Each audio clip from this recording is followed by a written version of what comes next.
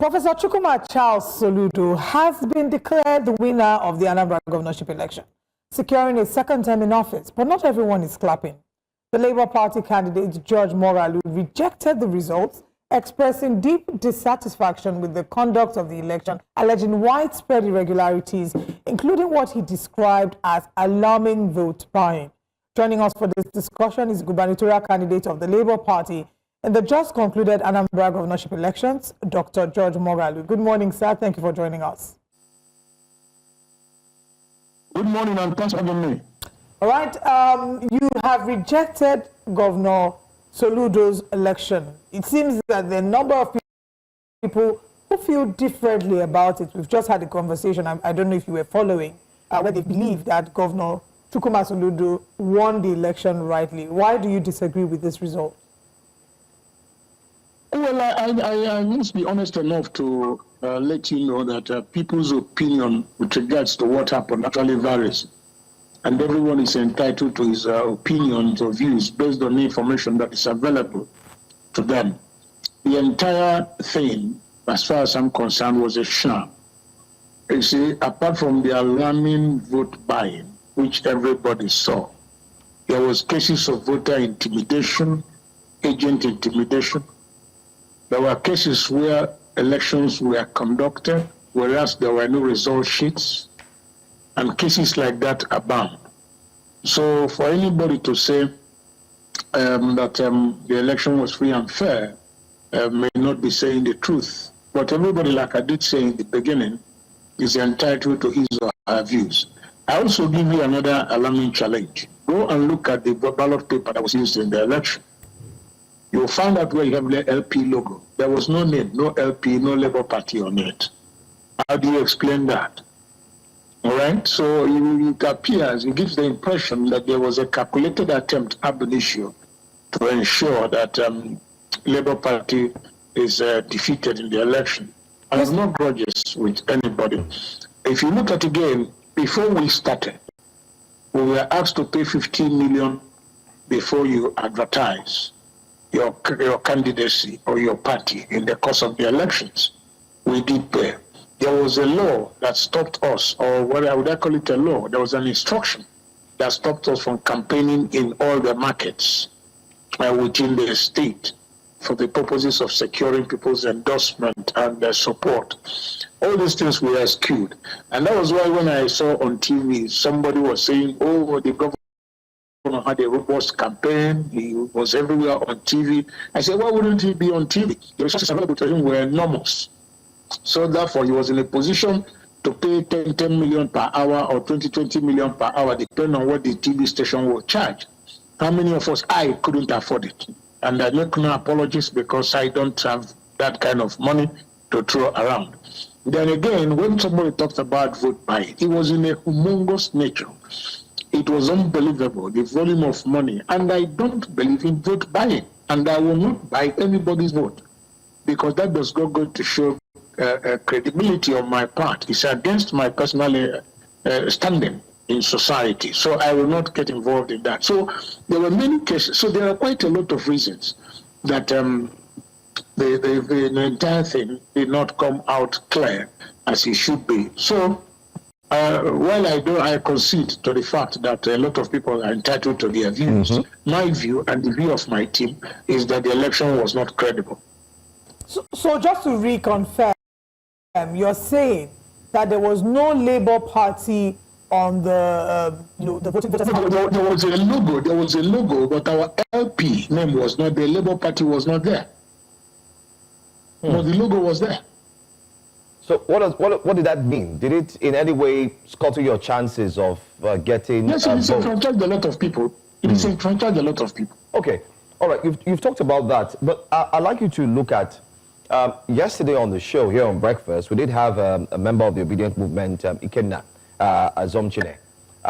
He inadvertently or directly, we may say, alluded your loss to the fact that you weren't a strong candidate to have pulled a lot of votes. And he indirectly also blamed Mr. Peter Obi for having endorsed you, knowing that you are not strong enough to win the votes or the elections. And just to add to that, I think he also did say that the obedient movement did not approve of exactly. They were not behind you. Their representative at the election.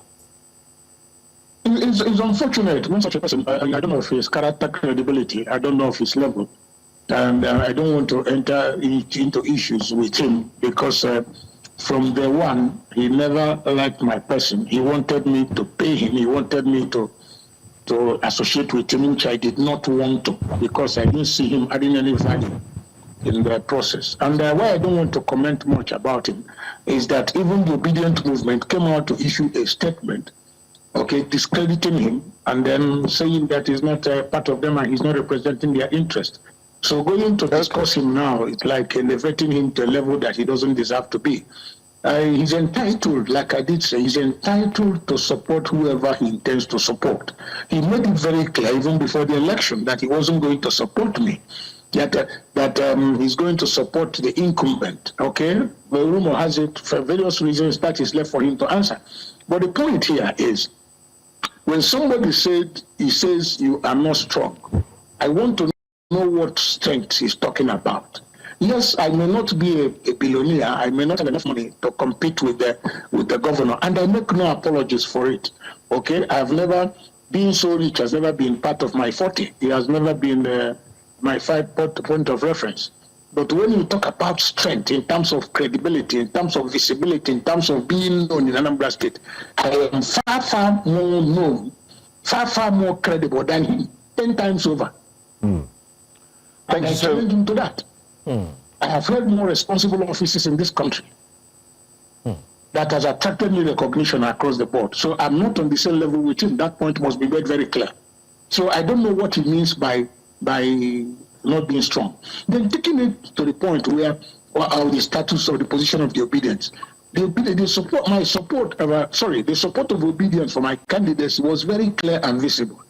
Their leader, who is Dr. Tanko Yunusa, was with me here in Nnewi, in Anambra State, was here with me for the past 2 weeks and just left only day before yesterday. No, yesterday actually, on Sunday. Yeah, on day before yesterday, Sunday. And left on Sunday back to Abuja. So I don't know what the obedience is talking about. Okay? And let me tell him, in case he does not know, I ran for governorship of this state in 2003 against our leader, Peter Obi, who ran for Apuga. I came second. I defeated an incumbent governor who came third in that election. An incumbent governor. Okay? So I don't know what he means by I'm not strong enough.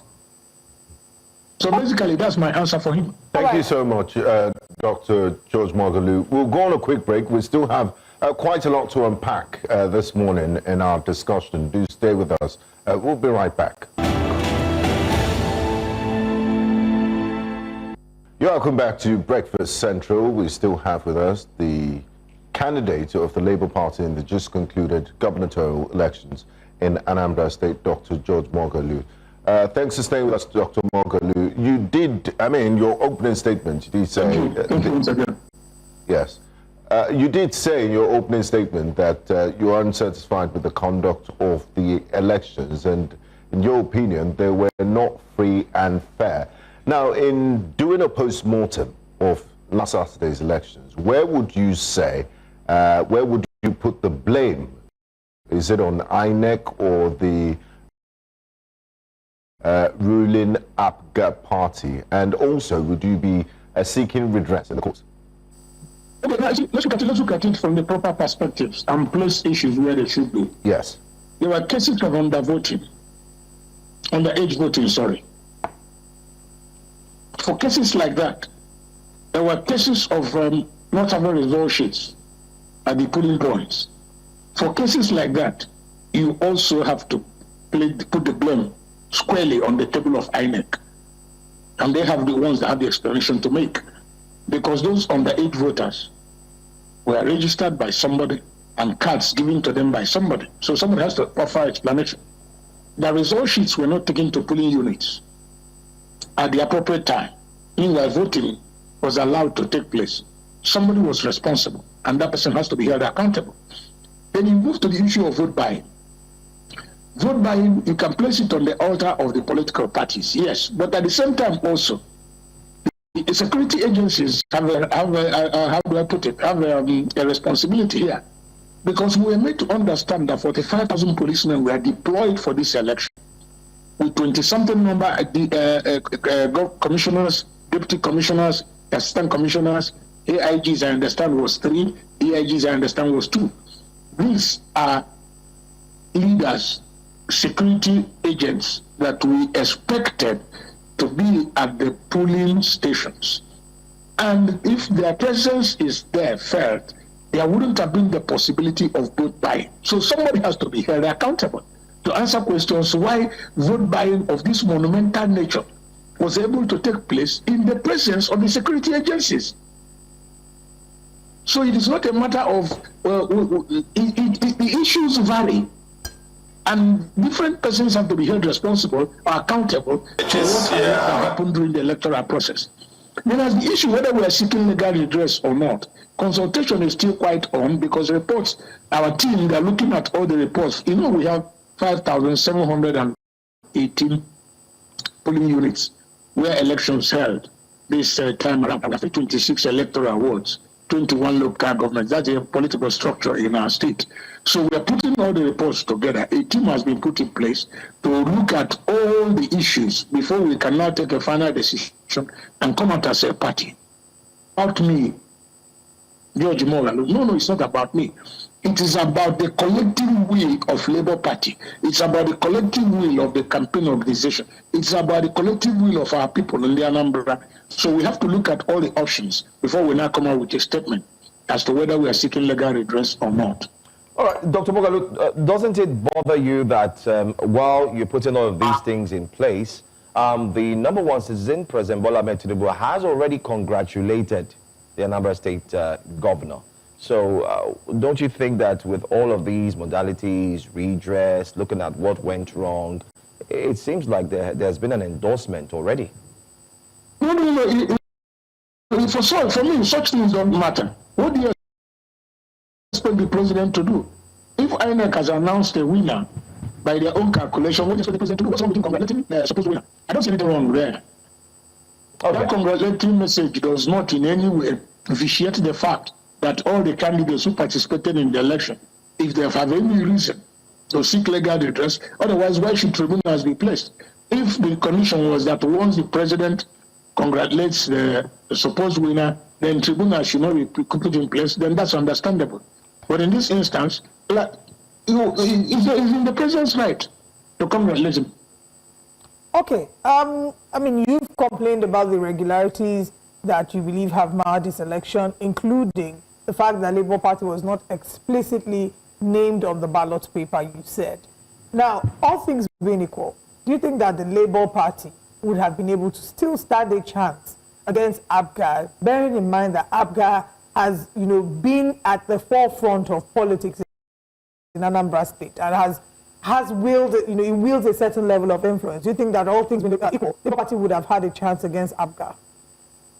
Why not? The truth about it is that I agree with you, in all honesty and sincerity of purpose, that APGA has been on the ground, that APGA has been there.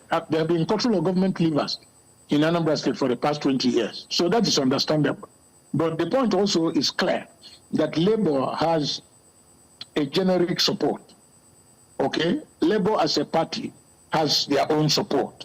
And that does not remove the fact that Labour is acceptable to the people of Anambra, just like they are in some other southeastern states. But the point here remains that incumbents have been defeated in the past. This wouldn't have been an exception. All right? This wouldn't have been an exception. Like I just mentioned to you while I was trying to talk, I reminded you that in 2003, when we contested the election, okay, APGA came first, then led by P2B, then I came second. An incumbent then ran under AD, and he came third in that election. I came second with AMPP in Anambra State. So he was an incumbent. There are Okay. Network, little network connectivity there, I think. Network glitches. Yeah. Okay, we have Dr. George Moghalu back. You can complete your thoughts, sir. We lost communication with you for a few seconds. No. Okay, what I was trying to say is just re-emphasizing the fact that incumbents can be defeated, and it has happened before in many, many areas in our country. So wouldn't have been an impossibility. Granted that the party you mentioned, the APGA, has its own solid base here, having been in control of government levers for the past 20 years. Now, Dr. Moghalu, you did say, when I asked you if you will seek redress in courts, that you will consult widely with stakeholders before you come up with a statement.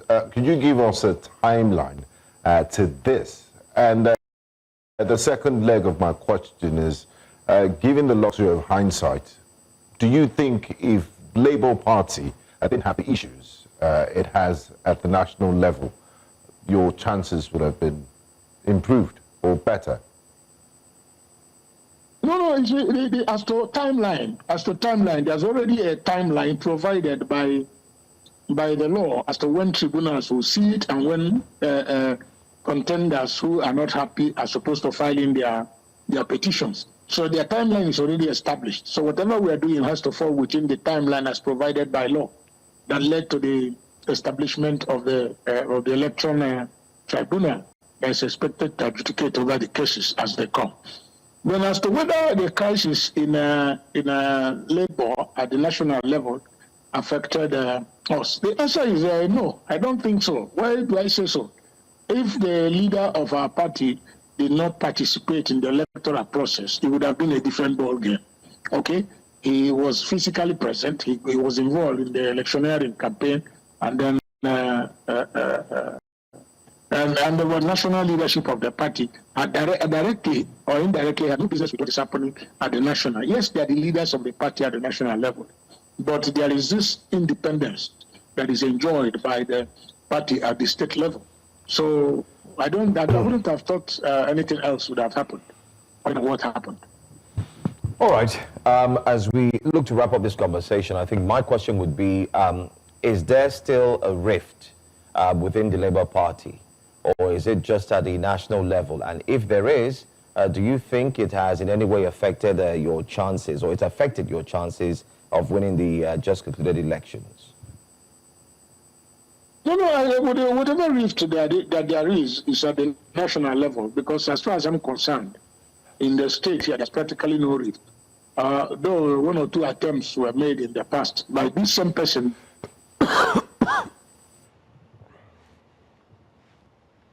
Okay, which person?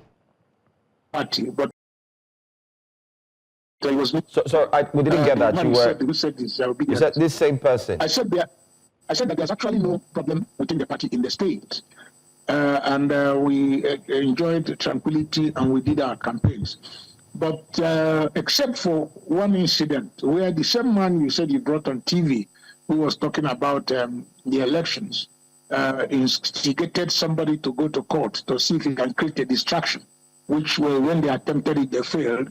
Otherwise, other than that, we had no problem, and the party remained together. Is it working for leadership? Is it safe to say that the person in which we're talking about here, Mr. Ikenna, does it seem like maybe he's not working for the Labour Party? Yes. All right. Okay. All right. So anyway, we'll be waiting for the next few days, weeks, to see what the next steps will be from you. Mr. George Moghalu, thank you very much for joining us, and we wish you all the best in the coming days. Thank you.